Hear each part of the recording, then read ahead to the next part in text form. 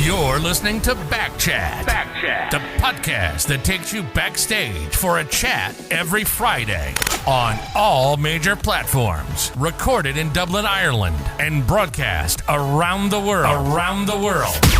Join Michael O'Reilly and his guest weekly to discuss the entertainment realm and all of its secrets with leading musicians, actors, and entertainers. Before this episode begins, follow us on Instagram at back.chatpodcast and check out our Facebook. But for now, you're listening to Back Chat.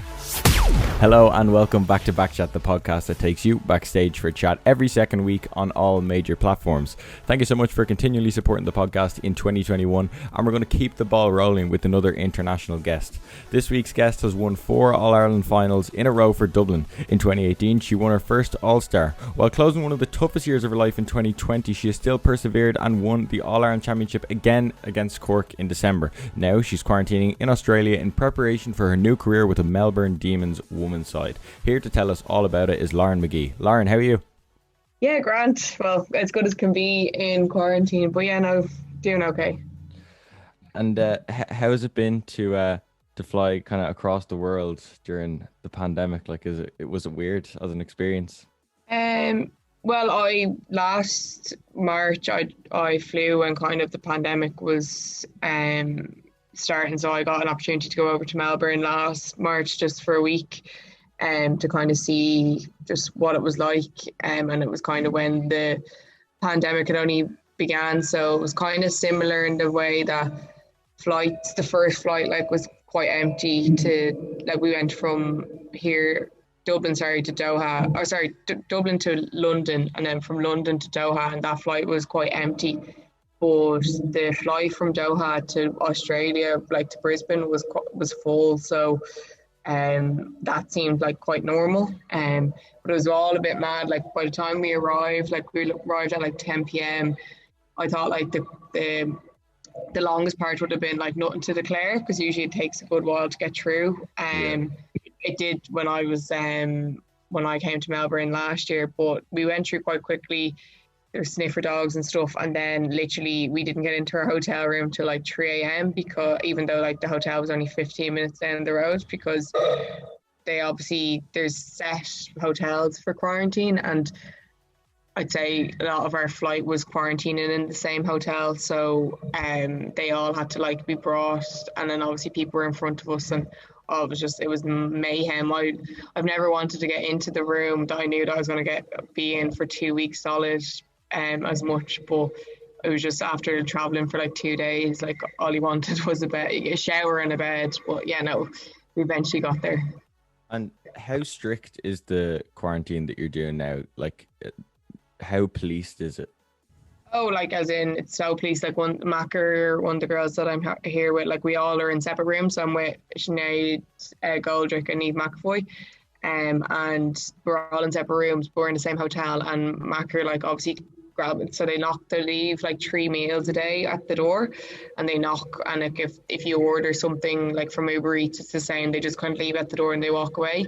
But Macker obviously was getting something one of the first few days and locked herself out.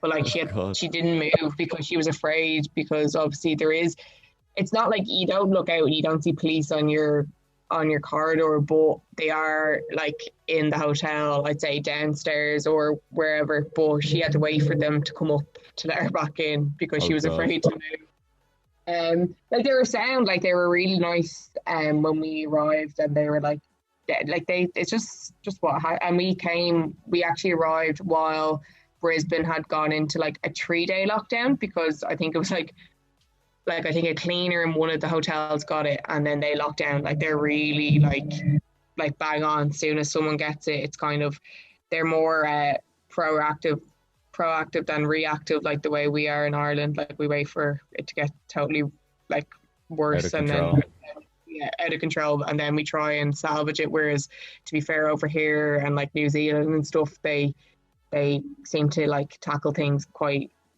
really quickly. So it's shit, but the worst part of it is obviously there's no windows to open, and then there's no, there used to be some areas I think it was Adelaide and like Brisbane used to be allowed outside for fresh air, but I think with the way everything went with the lockdown in Brisbane, we're not allowed to have fresh air. So that's the one thing I think that's getting to me the most, is definitely the no fresh air and getting out, just even for a walk, because I think it was only like a half an hour walk, but I'd say for people that were getting that, it made all the difference. So it's just trying to keep them entertained other than that. And I saw you did like 11,000 steps one day in the room. Like, I've tried. One that, like, Macker came up with a good one where she was instead of sitting down reading, she just was walking up and down. Which, like, I brought a few books. Like, I finished Normal People, and then I started Man's Search for Meaning. Viktor Frankl, the one about his life and Auschwitz and stuff. Yeah. So I was like, screw that. But it actually, although like I find like it's good when you're going up and down and it's nice, like it's a nice distraction, but then I find when you stop, like I get really dizzy. Okay. Like obviously the same thing. I know, like, I don't know, like running and doing stuff like that is good, but I think with the no fresh air, like I think it's just weird. Like I just like stop. But yeah, that and then other stuff, just workouts kind of gets steps in as well. So that's kind of how I'm doing the steps. But like I'm not reaching that every day. Like today I've only like 3,000, that kind of way, because I haven't already done like a gym session, but wouldn't have had many steps in it. So yeah, no, it's trying to get something in. Yeah, and taking it like way back to like when you're, I'm gonna say, just starting out playing GA. Did you have a passion for it like straight away, or was it kind of built over perseverance?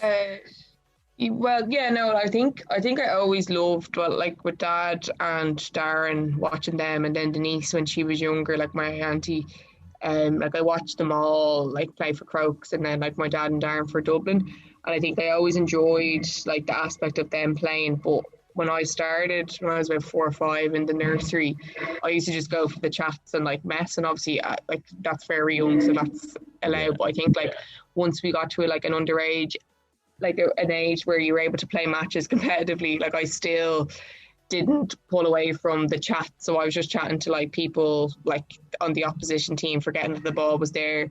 And I think like Dad and stuff didn't really think I was going to take to it, because all I wanted to do was talk to people and just be social.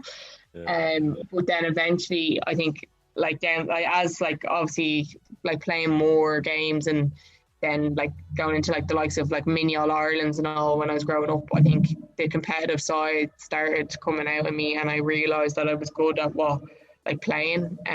So I think that's when and since then, like obviously it's still a young age, but like some people would have like at the age of like 5, 6 would have loved, like my little brother, watching him, like he's only 6, he's only up turning 7, but like I started football and like is obsessed with it, like, do you know what I mean? Whereas I wasn't like that. I love going for the social aspect, but like not actually playing, which was more to talk to friends. But yeah, no, I think it took a while, but as soon as I learned like that I enjoyed playing and that I was good at it, I think that's when it came that I love like how much I love the sport. And like through your kind of like from nursery all the way up then into, let's say under 16s, then senior and stuff like that, was there any phase you went through where you were like, I'm going to quit football? Like, was there any point where you were like, I'm done?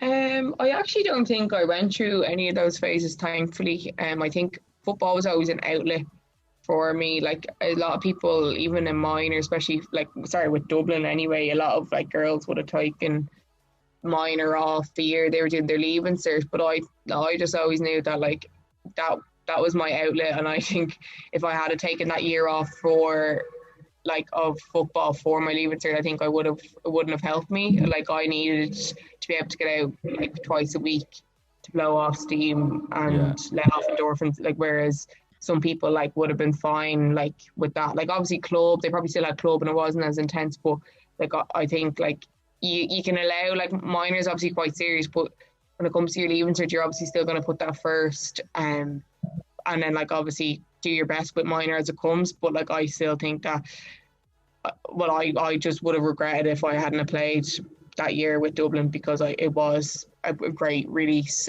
So no, I didn't like. There's a lot of obviously girls. Like I think just the team I played with underage, especially with Crokes, like we were quite successful, and I like made really good friends with them. I think that made a difference, and it's only kind of a lot of people that kind of drop off at that age might be like weaker players, and like maybe there's not like a second team or third team for them to drop down. And then and sometimes it's not totally different. It's just the school they go to, like social life, meeting new friends, type of thing. So no, I was lucky enough to have the team I was in, and then the support of like dad and stuff to keep playing. So I honestly didn't. I don't think I've ever, even like trying to like you kind of want to break, and then you're like thinking of it, like even as I've been in the senior team, and I was like in college and I was looking to do a J1, I was like kind of like, oh, do I take a break, do I go? And then it was just because we're getting into the new management, had won obviously the first All-Ireland. It was too hard to step away then. So no, I've never had a thing where I wanted to step away when I was younger anyway. Yeah, and like you're saying, like after your first All-Ireland win, like it becomes like a lot harder to pull away then, because you realize what it's all working up for. Like that's the pinnacle of the sport. Is there kind of like a favorite win that you've had in your whole kind of football life, like a one that just always sticks out to you?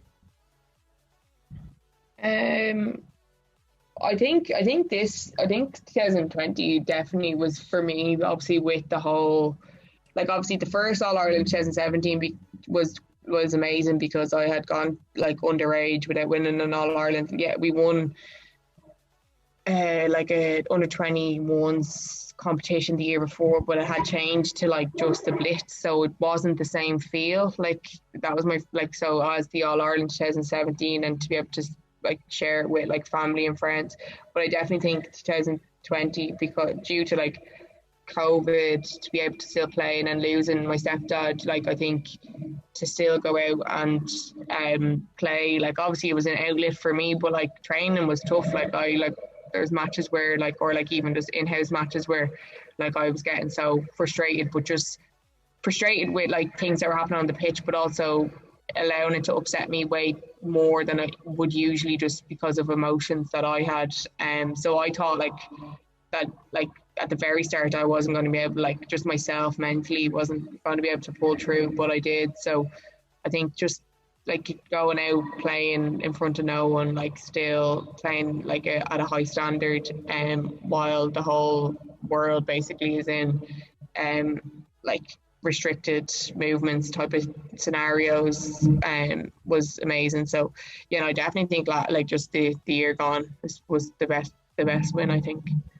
And was it weird not having any fans there in comparison to the other years? Because like I think it's gotten so, like women's football has grown so much, I suppose, in, I mean, probably the span of your All-Ireland, like the amount of viewers watching in the stadium has grown, and then for it to go to zero. Like the viewers in the stadium and like viewers at home has grown, and obviously the last few years, like last against Galway, like it went up again. And I think if it had been a nicer day as well, I think like it's not like it was like whatever, like it was like obviously high thousands, like, and it's rising. But I think even if the day was nicer, I think a lot of people would have bought tickets on the day to come, but because it was such a horrible day, I think that's why the numbers had increased from the year before. But I think it still would have been even higher if it had been a nice day. And obviously with the lads the day before as well, it made it harder, I think, for people to come. I'd say people like were either going to the lads or us, kind of a thing as well. But I think with Croke Park, you're expecting like we obviously not a lot of our like games would have crowds, but they wouldn't have many, like especially the earlier stages of like the competition, like wouldn't have that many at them anyway. Like they have become more popular, and there has been more like fans at them, and like more want of people to go. But when you play in Croke Park as opposed to like another like stadium or like grounds where like you don't expect to have the crowd, whereas like when we play in All Ireland Final Day, as you said, like, and as I was saying, that it's the crowd has grown has been growing. So like it was weird, but I think just with everything going on, I think we were all mentally prepared for it. The hardest part is not being able to go like to family straight after, like having to like wait for like everyone to get ready, to then leave, to then go back to your car, to then drive home, to then see your family, to then like, do you know what I mean? So Yeah. it was just weird in that aspect, and them having to like organise somewhere else to watch it was strange. So that was definitely, I think, the hardest part of the match at the end, was when you didn't have family members there. And you mentioned this year in, I think it was an interview with the 42, kind of about you like GA this year being a huge vice for you, because obviously, you know, the passing of your stepdad Gar, and I'm like, you know, and I want to extend my condolences as well. Like, do you think the GA gave you like a really, like, was it really important time for you to have it at that time? Like, did you see yourself immersing yourself more in it? Yeah, no, definitely, because I was saying on the 42 as well that I like if it had been like the very first lockdown and like not having anything of an outlet, like only having like what 2k 5k to like be around and like not see anyone and not have the outlet, like obviously trained on my own, but at that point as well I was nursing my collarbone, so like didn't even like do as much exercise in the first lockdown, just with everything just kind of rehab. So no, definitely it was definitely a bigger outlet than it's ever been. Like I've always used it as an outlet, but definitely this year with everything going on was definitely my escape from reality for like what 2 hours, like if not more, just depending on what time you arrive at training, what time you leave. But no, definitely it means so much in general, but it definitely meant an awful lot more with everything going on. Yeah, and even on, like, I noticed on your Instagram as well, like you've been so vocal about mental health and suicide as an issue during lockdown. And I think it's real fair to say you've become an advocate for, you know, the censorship of that information during the lockdowns, like, you know, the numbers on suicides and stuff like that. Do you think like it's going to be something that will definitely be ingrained in how you operate as like a sports player, and now like a, you know, a personality as well online, because you do have that presence, you know?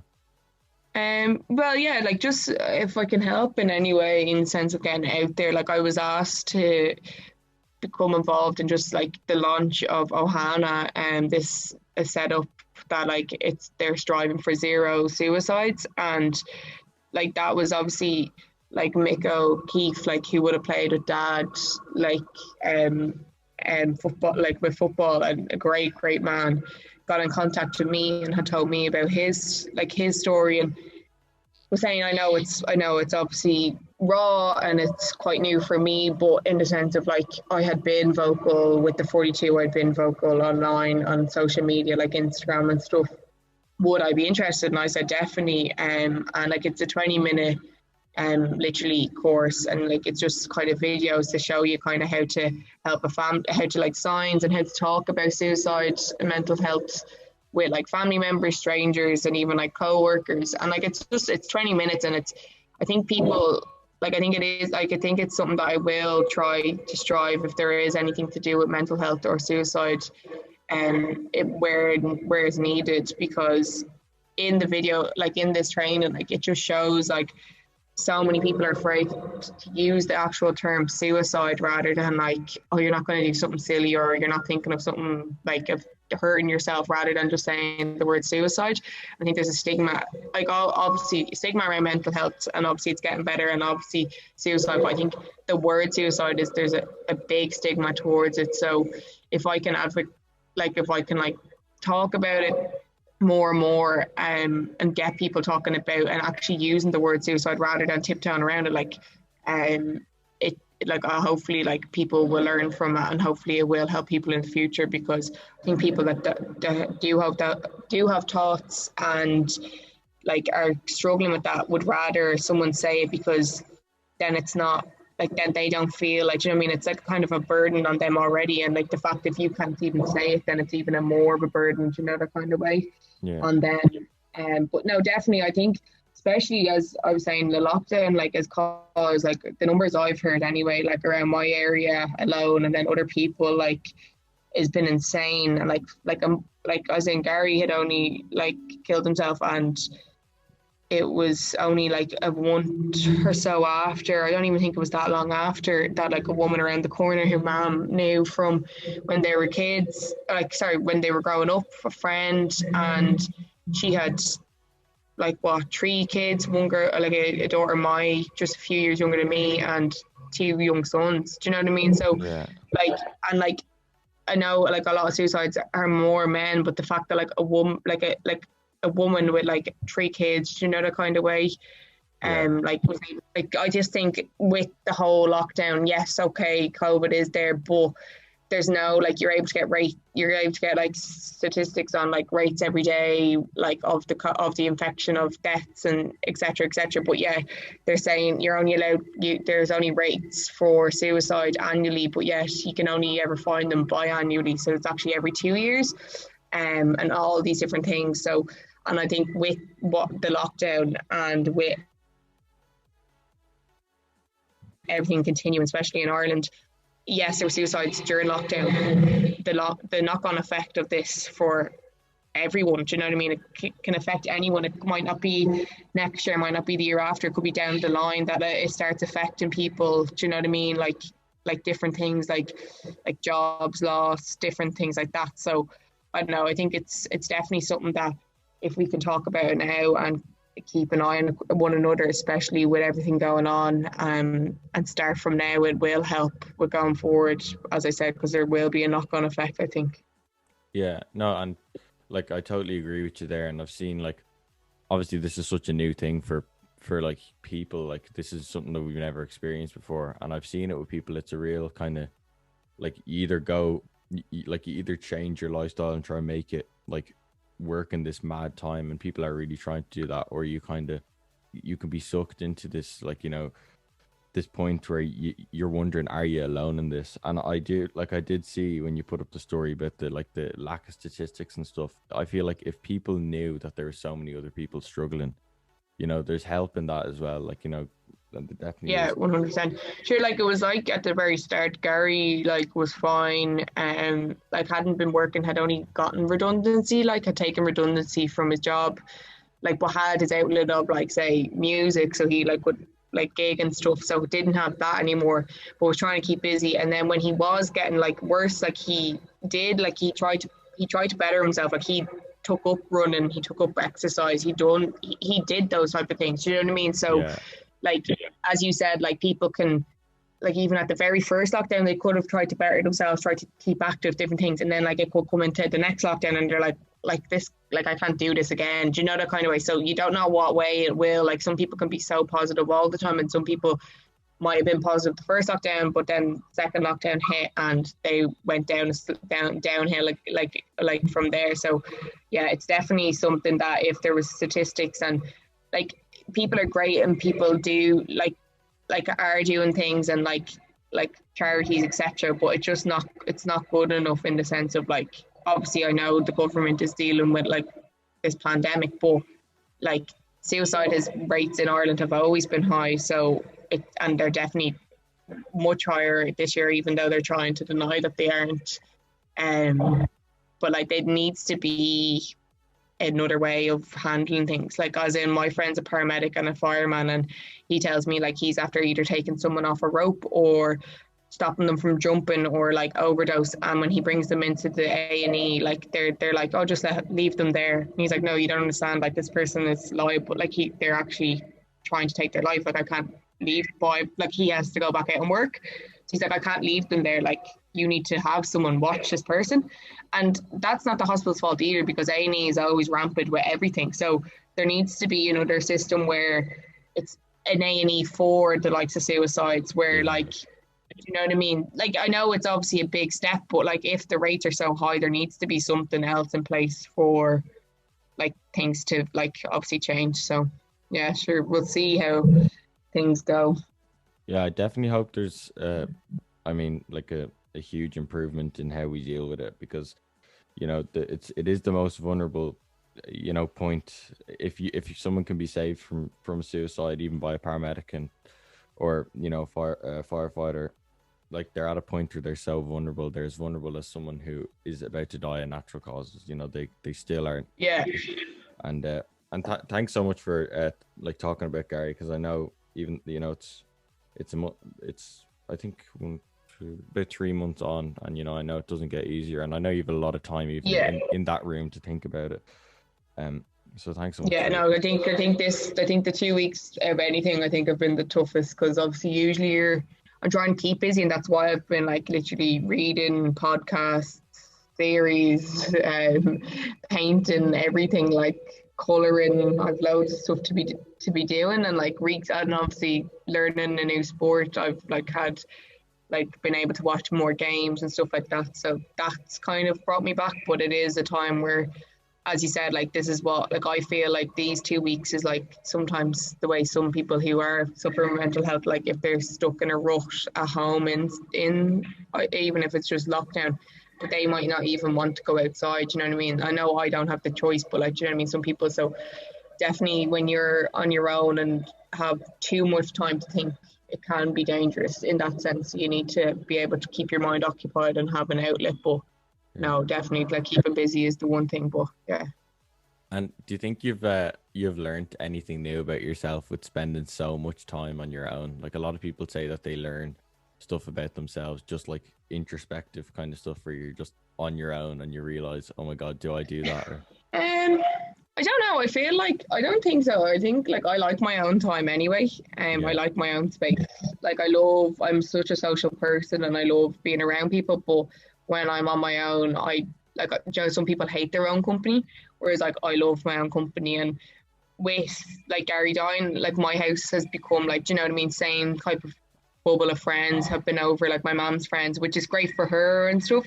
But I think sometimes like I'd walk in and like it'd be the simplest things of like her friend taking my car park spot, like, do you know what I mean? Like, and I'd be like, oh, for God's sake, like, and like then I'd be in a mood by the time I walked into the house for no reason, do you know, that kind of way. And it'd be like having too many people, like, although like I was delighted because my mom was being looked after, I kind of just wanted to come home and like be with my, like either like by myself for a while or like be able to like come into my own family. And like, and it's no disrespect for anyone. It's not like I dislike anyone that was in my house. It was just more like so I think coming from that and like everything being a bit hectic, I have enjoyed to a point my own time. Do you know, that kind of way? Like, and I feel like I've gone like I am organized to a sense, but I feel like I sometimes can just be all over the place, and especially with everything going on, I think I've like really went downhill with everything in organization. So I think I've become more organized in here, and hopefully like that will be able to like, and then also like the likes of like learning a language and stuff. I hated French in school, and I started learning Spanish, and like remember like a while ago I was like, I'd love to speak a language, but like the stress of learning how to do it, like, whereas now I'm like I'm on like literally just Duolingo, like, and like it's so simple, but like, do you know what I mean, just like it's actually like I'm really enjoying it, like, whereas like I think because I just like French is quite hard, and I think a lot harder, and I think because I just disliked it in school, I'm always like that thought of like, oh God, like I'd hate to learn a language, whereas I'm like, I think I'd actually like to do Spanish classes after like spending time myself, doing it in my own time, not being forced to do it, kind of a thing. Yeah. So no, yeah, I think I haven't learned as in like anything new about myself. As I said, I like my own time, but I think 2 weeks on your own is a bit too much. Yeah, but even to be starting to learn Spanish, like that's so good as well. Like it's real. It's one of those things where it's like in school, you're like, I don't want to do that, and now you're on your own kind of time, and you're like, I'm going to give that a shot, or your own kind of language, like, you know. Yeah, it's kind of like when you go to college and like after picking a subject that hopefully, like, I know obviously it doesn't turn out for everyone that like the course they picked is what they want to do, but when it is something that you enjoy and want to learn about, it makes it so much easier to do. Like, as in I even done did a course, an SNA course during the first lockdown, and like because I want to go back into primary school teaching, I was like, this would be a great like kind of stepping stone as well. But it was something I was very interested in, do you know what I mean? I was able to like like do my assignments on things that interest me about like autism, like all like different things, like different learning disabilities and stuff. So like it does make a total difference when it's kind of on your terms, and when you enjoy it, like learning stuff, like it does make it 10 times easier. Oh yeah, like 100%. Like when you've got kind of a passion or you want to do it. And when was the first kind of prospect of you heading over to Australia and like playing for, like, was there a first day where you were like, okay, this is someone scouting it, or you heard someone doing it? Like, when was the first? So there was like obviously watching loads of Irish players, and like the numbers kind of getting bigger every year, kind of going over. It was something that like I was kind of interested in, but never looked into myself. And it wasn't until like the 2 girls from Dublin went over last year, like my teammates, I was kind of like, it was even more of a thing that I was like, definitely could be something that I could do and would want to do. And especially like wanting to travel. And as I said, like I kind of every year I kind of tried to do something new, and then like it's very hard to walk away from Dublin. That I was like, this could be something that will allow me to like travel, but also play a new sport, learn something new, play at a professional level. And I have a lot of family over here, not necessarily Melbourne, but like family over this side of the world, that like being over here will give me opportunities to meet like cousins that I haven't met, because like my cousins like have moved over, had their families here, type of thing. So it wasn't like, so a lot of people go through like cross code type of setup to look into getting scouted. But Dad had gotten a phone call off someone who there's usually the combines are obviously in somewhere in Australia, whereas in 2019 they were holding the first Europe combine in Dublin. So they were like, would Lauren be interested? And Dad was just like, would you be? I was like, may as well just go and see how it is. Yeah. And kind of early on, like Todd from Melbourne was one of the only scouts kind of there, as well as a guy from Geelong. But like he was from Ireland, so Todd was the only one that had flew over from Australia. Do you know what I mean? Which was a big thing for him to do, like as in the sense, like obviously everything was videoed. So like he went in, like videoed like all like skills, matches, whatever was done, testing was videoed. But then like interviews, like so they interview you like kind of as a character as well. So that was all done as well.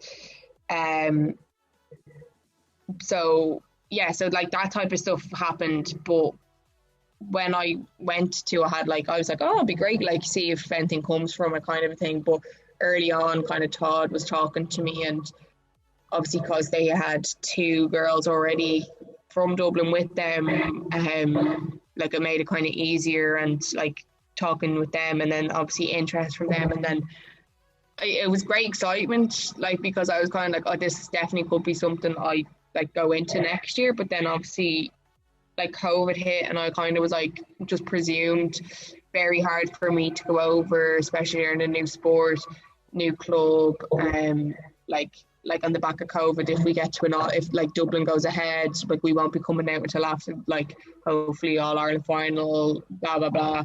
So I kind of thought like for a while it wasn't going to happen, and then I kind of was told it wasn't happening, and then like the week after, I remember Todd trying to ring me, and I was like I know I'm not going, so stop trying to ring me. Not that like Todd's great and he's a really nice guy, but I went in sense of like, I think I was like maybe training with club at the time, and so I was like, and he rang me again the next day, and I was like, is everything all right? And he basically told me then, like, because it was literally a week later, so I had like no, I was like, it won't happen, like. So like the fact that like they were still able to like get me here with everything going on, it's a big risk for them in the sense of like a new player not playing, and then obviously missing a lot of pre-season, all pre-season basically, and not learning the skills. So like it's something that I'm very grateful for them. But yeah, no, I think once a few of the players from Ireland had gone out, it was definitely something interested me, and like because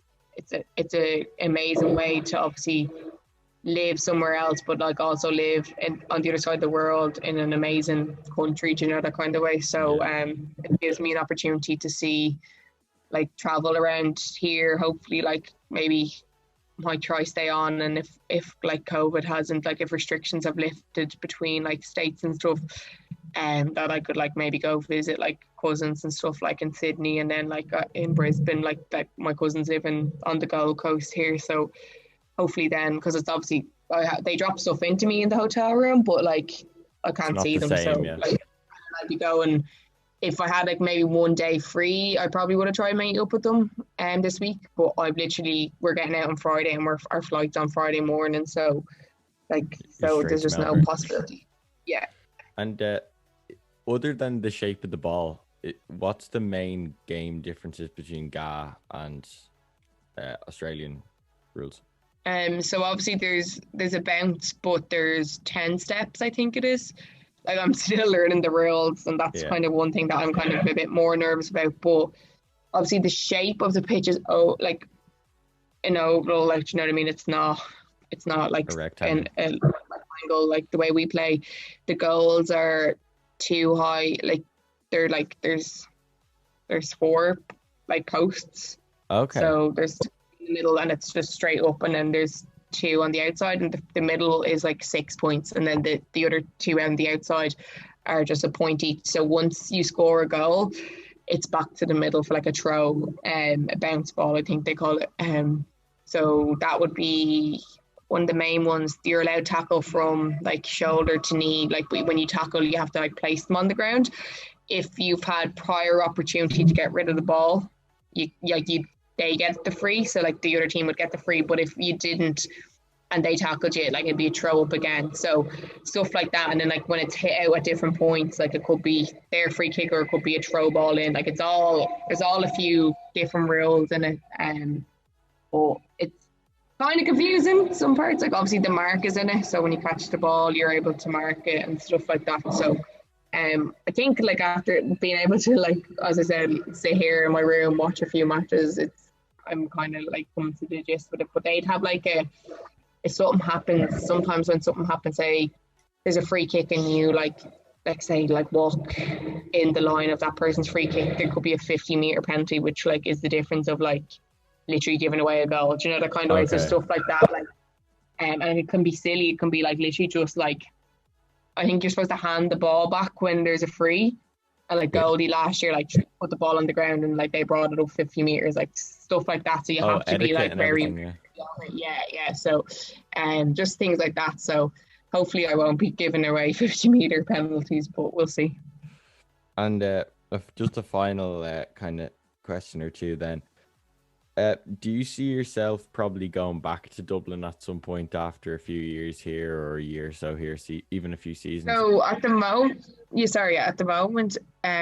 seasons for the AFLW or like the men's runs only for like 6 months in total. So their pre-season usually would start in November. So usually, like if COVID didn't happen this year, I would have gone in November, like been here for November, December, like January, coming into like the first match. So the first match usually starts like end of January, start of February kind of a time. And then it goes on till I think we've 9 games, brings up to March, the end of March. And then like if you make the top teams, then there's a semi-final and finals in April, I think. So with the way like obviously the league and Dublin Championship, I'd only miss Dublin League. So like at the moment, like I definitely still want to play with Dublin and come back this year. But it's just about like hopefully if I get another chat, like I'm only on a 1-year contract with Melbourne at the moment. Hopefully get like maybe things go well and hopefully I'm offered more years. But for the moment, like I will probably still play with Dublin. I will play with Dublin, definitely this year anyway. It just obviously depends if I get a few years with Melbourne and whether I want to commit to still like staying 6 months there and 6 months at home, or will I like want to like stay out there for like a year or so, do you know, that kind of way. So it just depends. Yeah, well, I'm like looking forward to seeing how it goes, and I'm also looking forward to seeing you playing in one of the matches, because I think it would be so mad to see it like on the screen playing a completely different sport. Like, and I'm interested to watch a match because I was looking at the rules, and there is so many different types of rules. And I think it's one of those games that you have to get the grasp on watching it. Yeah. It's like it's not as much as I think learning like the likes of cricket, because I remember my friend played cricket and she tried to like you'd really enjoy if you knew the rules. It's like there's too many rules, like, and it's kind of like that, but I don't think it's as bad. But yeah, no, it'll be interesting. Like, obviously, I'm very late to the party in the sense of like their first competitive match is next week. Do you know what I mean? And on my first training session is on Sunday, so like I've only a week, so I wouldn't be in the like team for like I'd say the first few anyway. Hopefully pick it up well enough to might get a chance to play down the line, but we'll just see how it goes. Yeah, well, I'm looking forward to it, and thank you so much for coming on, Lauren. Really appreciate it. No worries at all. You can get Lauren on Instagram at Lauren Magee, and check out Melbourne's Instagram as well at Melbourne AFLW. Thanks. Thank you again to Lauren for coming on. I really, really appreciate it. And I'm sorry as well for the slight audio glitches during that episode. There was a few times where the audio kind of slipped a little bit, and I suppose I attribute that to Lauren being on the other side of the world. Nonetheless, it was a great episode, and thank you very much, guys at home, for listening, and I hope to see you for the next one. See ya.